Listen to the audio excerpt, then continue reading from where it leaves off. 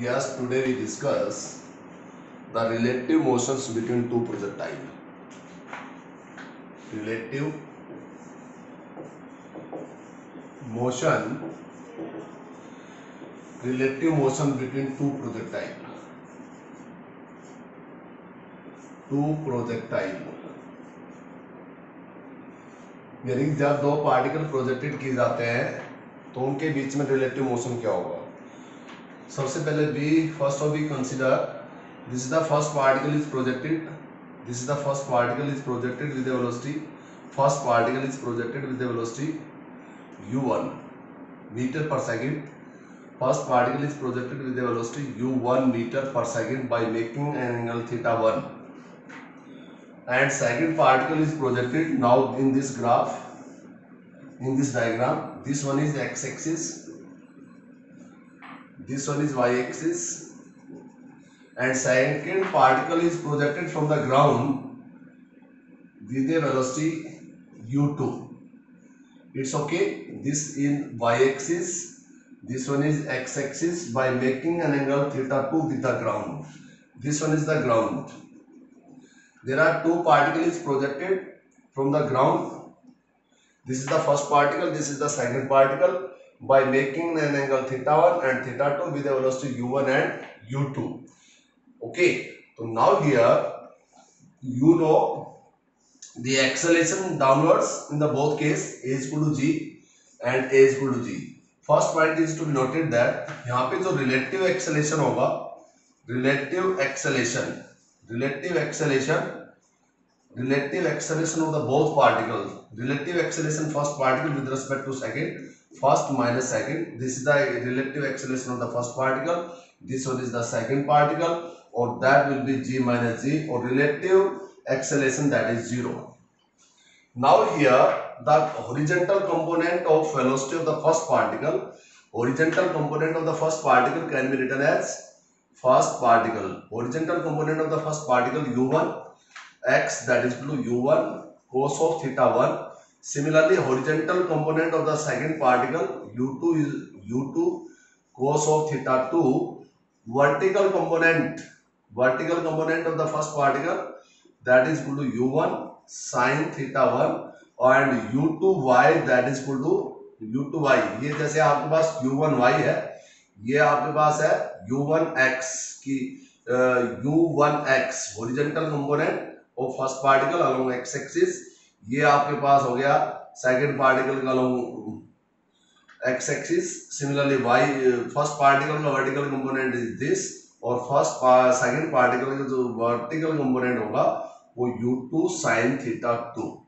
Okay, this is the horizontal component of the first particle along x-axis, horizontal component of the second particle along x-axis, or vertical component of first particle along y-axis, or vertical component of the second particle along y-axis. तो relative यानी कि we can say कि u12x का मतलब the relative velocity of the first particle with respect to second, the component of relative velocity of first particle with respect to second, we can write u1 x minus u2 x, and we can write u1 x is what, u1 cos of theta 1 minus u2, और यहाँ पे u2 आपके पास u2, यहाँ पे जैसे u2 है तो यहाँ पे आपने लिखा है u2 cos of theta 2.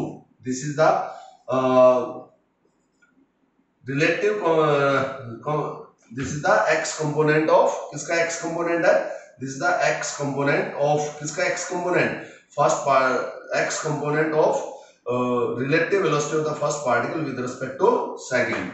And similarly we can write relative velocity of the first particle with respect to second y component बन जाएगा a1 y minus a2 y, और that is equal to a1 y u1 sin theta 1 minus, और यहाँ पे आपके पास हो गया u2 sin theta 2. ये u1 हो गया u1 y u1 sin theta 1 u2 sin theta 1. u1 2x and u1 2y को we can say these are u1 2x and u1 2y. These are the x and y component of किसका, कि relative velocity of the first particle with respect to second. u12 means relative velocity of the first particle with respect to second particle के component है x and y component. In this situation, this is the now here we have to determine these are the special condition. If we can say the first point, if u1 means relative velocity of the first particle with respect to second along x-axis is 0. If this component is 0, then we can say u1 cos theta 1 minus u2 cos theta 2 that is equal to 0, and we can say u1 cos theta 1 that is equal to u2 cos theta 2. Now in this case means the relative velocity of the first particle with respect to second along x-axis is 0. So relative velocity along x-axis 0, so that means the particle is in motion along y-axis.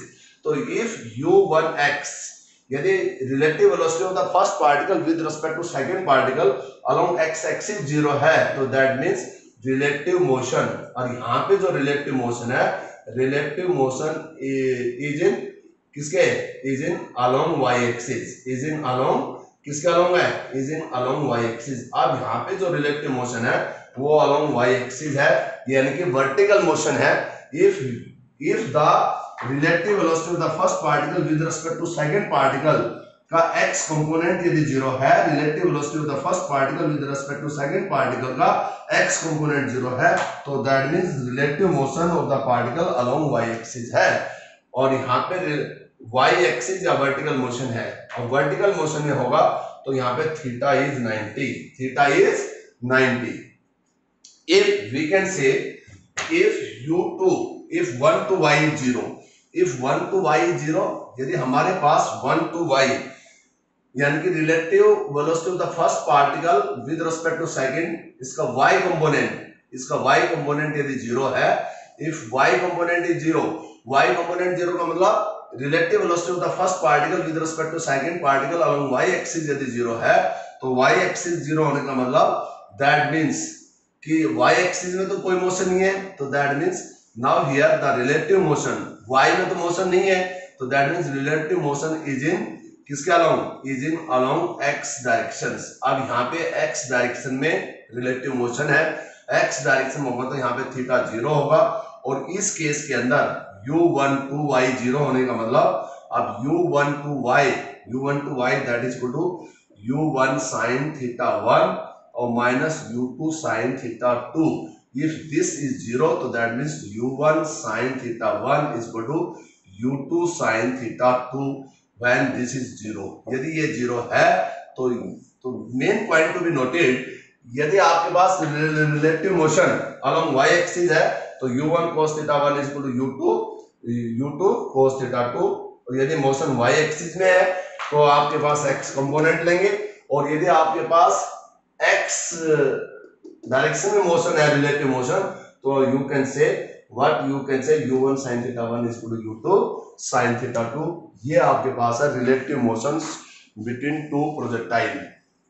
इसमें आप angle भी find out कर सकते हैं. How we can determine the angle, जैसे आपने अभी relative velocity of the first particle with respect to second particle को आपने रिजोल्व किया है. कैसे, ये आपके पास कोई पार्टिकल ये प्रोजेक्टेड है, और दिस वन इज व्हाट, ये आपके पास है relative velocity of the first with respect to second, तो इसका ये component first with respect to second का x कंपोनेंट, और relative velocity first with respect to second का ये आपके पास हो गया y कंपोनेंट. तो now here this angle is theta, और टेंजेंट थीटा आपके पास हो गया कि u1 relative velocity first with respect to second का y, relative velocity first with respect to second का x. ओके, और now here we can write, और theta is equal to what, tangent inverse relative velocity of the first with respect to second along y axis divided by relative velocity of first with respect to second x. means u1 to y relative velocity first with respect to second का y component है, और relative velocity first with respect to second का x component है, क्योंकि ये relative velocity of the first with respect to second दो particle में resolve होगी. तो u12 means relative velocity of the first particle with respect to second when it is resolved into two component u1 to x and u1 to y, means u1 to x and u1 to y, these are the x and y component of relative velocity of the first particle with respect to second. हमने ये पहले भी एक दिन आपको discuss किया था और ये हमने आपको डिस्कस किया है, hoping that it will be clear. Now one more numericals based on this, ये न्यूमेरिकल हम डिस्कस करते हैं इस पे।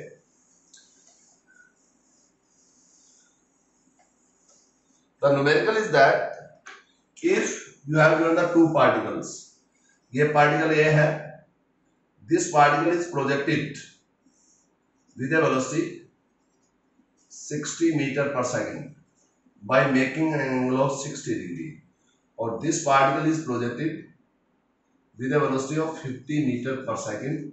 This is the A and B और 100 meter. आप यहाँ पे आपने ये बताना है कि इनका टाइम ऑफ कोलिजन्स, कि इनका जो टाइम है वो कोलिजन का क्या टाइम होगा।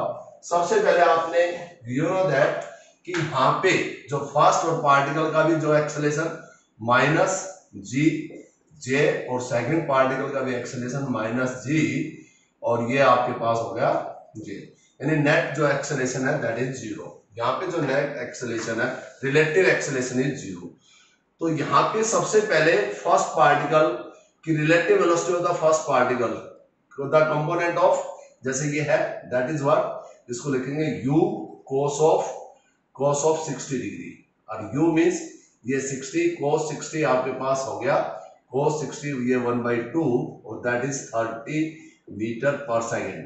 कि इसका मतलब the x u जो ये velocity of the first particle resolved into two component uax and uay, and uay that is what, uay होगा इसका ये component along vertical component u sin theta, u आपके पास 60 और ये होगा sin 60 that is equal to 60 into my √3/2 और ये होगा 30 √3 मीटर पर सेकेंड। ये फर्स्ट पार्टिकल के दो कंपोनेंट है। Now we can say first particle के है और रिलेटिव वेलोसिटी अब सेकंड पार्टिकल का आपके पास हो गया B component of the second particle along X axis, ये angle we don't know, we have to find out.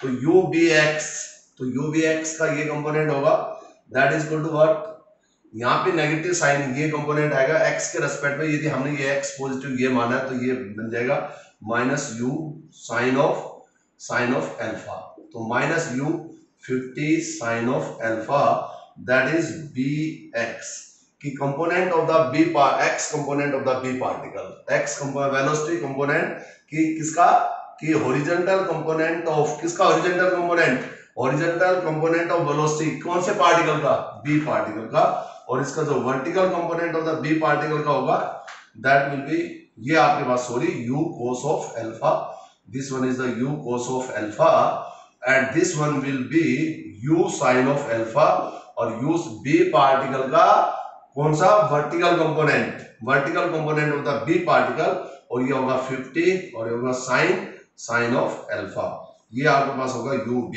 y, it's okay. अब now the relative velocity of the first particle with respect to second, along x axis क्या होगा, तो relative velocity of the first particle relative velocity of the a particle along x axis minus relative velocity of the b along x axis, relative velocity of the particle a along x axis, a का आपके पास है 30 और minus relative velocity of the b particle along x axis, b along x axis, तो ये आपके पास हो गया b along x axis, ये आपके पास हो गया दैट इज माइनस ये माइनस 50 cos of alpha, और this can be written as 30 plus 50 cos of alpha, this is the relative velocity of the first particle with respect to second along x axis।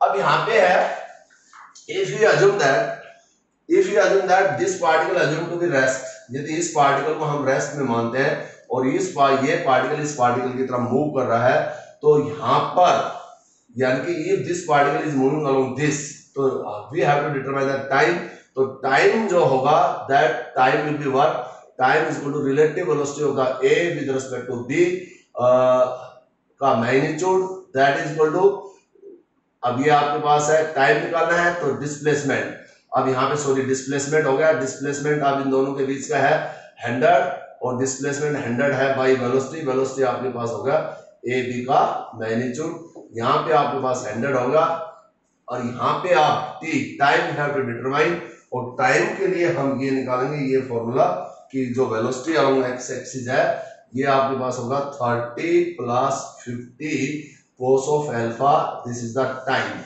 कि time होता है relative displacement by relative velocity. Now here for the time we have to determine the value of alpha. Alpha की means now here the motion along x-axis. Motion along x-axis है तो इसका मतलब इसका vertical component जो है वो 0 है.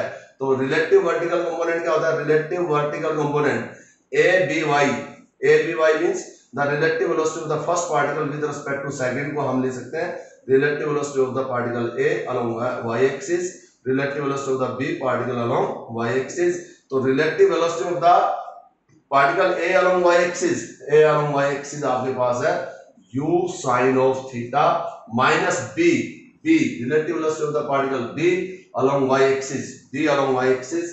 तो relative velocity of the particle b along Y axis ये हमारे पास है 50 और ये होगा साइन ऑफ अल्फा.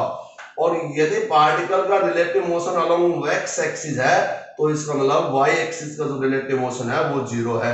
यदि पार्टिकल x एक्सिस में जा रहा है, यदि हम इस पार्टिकल को इधर यदि मोशन मान रहे हैं x एक्सिस मोशन है तो relative velocity of the particle a with respect to b और y एक्सिस 0 है और ये बन जाएगा u साइन ऑफ, ये आपके पास साइन थीटा कितना है, ये आपके पास u की वैल्यू पुट करो, u आपके पास क्या है relative velocity of the particle, इसको a with respect to y that is equal to आपके पास है 30, ये आपके पास है u साइन u यानी 30√3 हो गया. यहाँ पे u साइन थीटा की वैल्यू ये है और ये आपके पास माइनस 50 और साइन ऑफ अल्फा. और यदि हम इसकी यदि वैल्यू पुट करते हैं तो दैट विल बी व्हाट, यहाँ पे जो वैल्यू आएगी क्योंकि u साइन 60 की हमने यहाँ पे वैल्यू पुट कर दे, यहाँ पे आपके पास वैल्यू आ जाएगा tan 30 इक्वल टू 50 और ये आपके पास साइन ऑफ अल्फा. और यहां से यदि हम वैल्यू पुट करते हैं तो साइन अल्फा की वैल्यू आ जाएगी 30√3 बाई 50 और दैट मीन्स यहाँ पे आपके पास साइन अल्फा की वैल्यू होगी √3 और by 5 that is the value of sine alpha. यहाँ पे हमारे पास साइन अल्फा की वैल्यू हमारे पास फाइंड आउट आ गई. और यदि हम अब अल्फा की वैल्यू हम निकालेंगे और मैं आपको ये सजेस्ट करना चाहूंगा कि यहाँ पे जो भी वैल्यू मिलेगी वो ऐसी मिलेगी, ये तो मैंने अपनी तरफ से 60 ले लिया कि वो सीधा सोल्व हो जाएगा. यहाँ से आपके पास ये वैल्यू आ जाएगी, ये आपके पास वैल्यू है साइन अल्फा, इसमें अल्फा की वैल्यू निकाल के ये वैल्यू पुट कर देना, ये आपके पास टाइम आ जाएगा.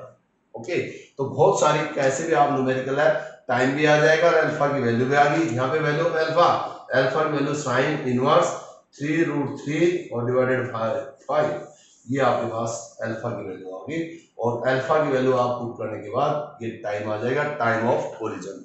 और यदि वर्टिकल y एक्सिस में है तो इसी प्रकार y एक्सिस में यदि मोशन हो रहा है तो x एक्सिस का जो रिलेटिव मोशन है, relative motion along x axis of the first particle with respect to second, इसको 0 मान लो. यदि y एक्सिस में यदि आप कोलिजन कराना चाह रहे हो तो ये आपके पास रिलेटिव मोशन है, relative motion between the two projectile. How to determine the time collisions, आप टाइम भी निकाल सकते हो कि time of duration of collision भी निकाल दिया और इसमें आपने एंगल भी अल्फा निकाल दिया, क्योंकि आपने relative motion along X axis माना है तो इसका मतलब relative motion of the first particle with respect to second along Y axis वाला आपने 0 मान लिया. यदि vertical motion along Y axis मानते तो एक्स एक्सिस में relative velocity of the first particle with respect to second को 0 मान लेते. तो ये है relative motion between the projectiles. Okay,